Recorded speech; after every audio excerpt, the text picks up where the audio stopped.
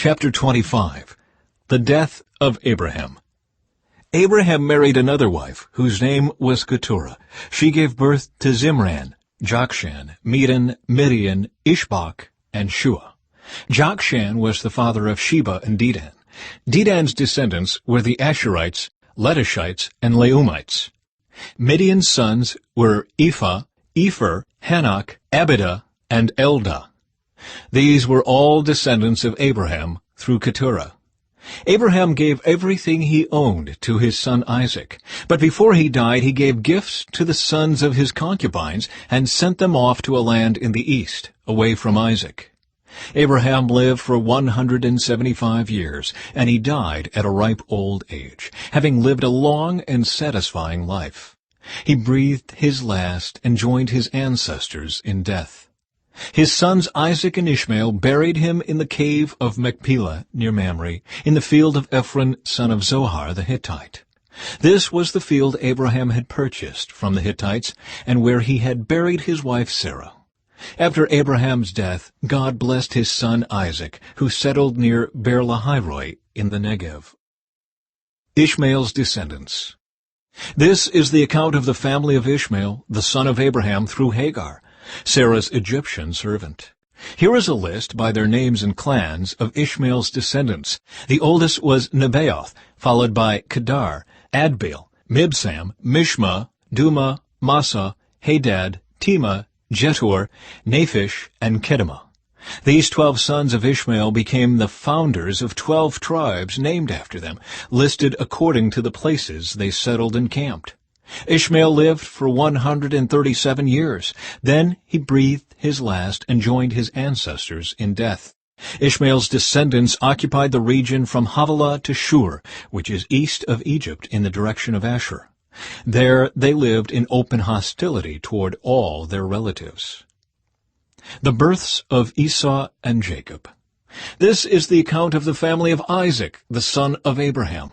When Isaac was 40 years old, he married Rebekah, the daughter of Bethuel the Aramean from Padan Aram, and the sister of Laban the Aramean. Isaac pleaded with the Lord on behalf of his wife, because she was unable to have children. The Lord answered Isaac's prayer, and Rebekah became pregnant with twins.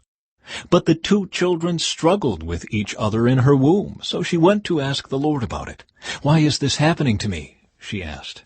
And the Lord told her, "The sons in your womb will become 2 nations. From the very beginning the 2 nations will be rivals. One nation will be stronger than the other, and your older son will serve your younger son." And when the time came to give birth, Rebekah discovered that she did indeed have twins. The first one was very red at birth and covered with thick hair like a fur coat, so they named him Esau. Then the other twin was born with his hand grasping Esau's heel, so they named him Jacob. Isaac was 60 years old when the twins were born. Esau sells his birthright. As the boys grew up, Esau became a skillful hunter. He was an outdoorsman, but Jacob had a quiet temperament, preferring to stay at home. Isaac loved Esau because he enjoyed eating the wild game Esau brought home, but Rebekah loved Jacob. One day when Jacob was cooking some stew, Esau arrived home from the wilderness, exhausted and hungry. Esau said to Jacob, "I'm starved. Give me some of that red stew." This is how Esau got his other name, Edom, which means red. "All right," Jacob replied, "but trade me your rights as the firstborn son." "Look, I'm dying of starvation," said Esau. "What good is my birthright to me now?" But Jacob said, "First you must swear that your birthright is mine." So Esau swore an oath, thereby selling all his rights as the firstborn to his brother Jacob. Then Jacob gave Esau some bread and lentil stew. Esau ate the meal, then got up and left. He showed contempt for his rights as the firstborn.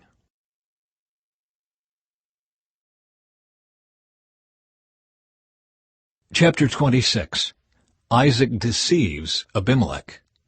A severe famine now struck the land, as it happened before in Abraham's time. So Isaac moved to Gerar, where Abimelech, king of the Philistines, lived. The Lord appeared to Isaac and said, "Do not go down to Egypt, but do as I tell you. Live here as a foreigner in this land, and I will be with you and bless you." I hereby confirm that I will give all these lands to you and your descendants, just as I solemnly promised Abraham your father. I will cause your descendants to become as numerous as the stars of the sky, and I will give them all these lands. And through your descendants all the nations of the earth will be blessed.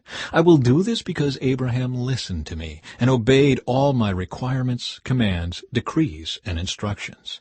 So Isaac stayed in Gerar. When the men who lived there asked Isaac about his wife, Rebekah, he said, "She is my sister." He was afraid to say, "She is my wife." He thought, "They will kill me to get her, because she is so beautiful." But some time later, Abimelech, king of the Philistines, looked out his window and saw Isaac caressing Rebekah. Immediately, Abimelech called for Isaac and exclaimed, "She is obviously your wife. Why did you say, 'She is my sister'?" "Because I was afraid someone would kill me to get her from me," Isaac replied. "How could you do this to us?" Abimelech exclaimed. "One of my people might easily have taken your wife and slept with her, and you would have made us guilty of great sin." Then Abimelech issued a public proclamation. "Anyone who touches this man or his wife will be put to death." Conflict over water rights. When Isaac planted his crops that year, he harvested 100 times more grain than he planted, for the Lord blessed him. He became a very rich man, and his wealth continued to grow. He acquired so many flocks of sheep and goats, herds of cattle and servants, that the Philistines became jealous of him. So the Philistines filled up all of Isaac's wells with dirt. These were the wells that had been dug by the servants of his father Abraham. Finally, Abimelech ordered Isaac to leave the country. "Go somewhere else," he said, "for you have become too powerful for us." So Isaac moved away to the Gerar valley, where he set up their tents and settled down. He reopened the wells his father had dug, which the Philistines had filled in after Abraham's death. Isaac also restored the names Abraham had given them. Isaac's servants also dug in the Gerar valley and discovered a well of fresh water. But then the shepherds from Gerar came and claimed the spring. "This is our water," they said, and they argued over it with Isaac's herdsmen. So Isaac named the well Esek, which means argument. Isaac's men then dug another well, but again there was a dispute over it, so Isaac named it Sitnah, which means hostility. Abandoning that one, Isaac moved on and dug another well. This time there was no dispute over it, so Isaac named the place Rehoboth, which means open space. For he said, "At last the Lord has created enough space for us to prosper in this land." From there Isaac moved to Beersheba, where the Lord appeared to him on the night of his arrival. "I am the God of your father Abraham," he said. "Do not be afraid, for I am with you and will bless you. I will multiply your descendants, and they will become a great nation. I will do this because of my promise to Abraham, my servant." Then Isaac built an altar there and worshipped the Lord. He set up his camp at that place, and his servants dug another well. Isaac's covenant with Abimelech. One day King Abimelech came from Gerar with his adviser, Ahuzeth, and also Pekah, his army commander. "Why have you come here?" Isaac asked. "You obviously hate me, since you kicked me off your land." They replied, "We can plainly see that the Lord is with you. So we want to enter into a sworn treaty with you. Let's make a covenant. Swear that you will not harm us, just as we have never troubled you. We have always treated you well, and we sent you away from us in peace. And now look how the Lord has blessed you." So Isaac prepared a covenant feast to celebrate the treaty, and they ate and drank together. Early the next morning, they each took a solemn oath not to interfere with each other. Then Isaac sent them home again, and they left him in peace. That very day Isaac's servants came and told him about a new well they had dug. "We've found water," they exclaimed. So Isaac named the well Shibah, which means oath. And to this day the town that grew up there is called Beersheba, which means well of the oath. At the age of 40, Esau married 2 Hittite wives, Judith, the daughter of Berai, and Basemath, the daughter of Elon. But Esau's wives made life miserable for Isaac and Rebekah.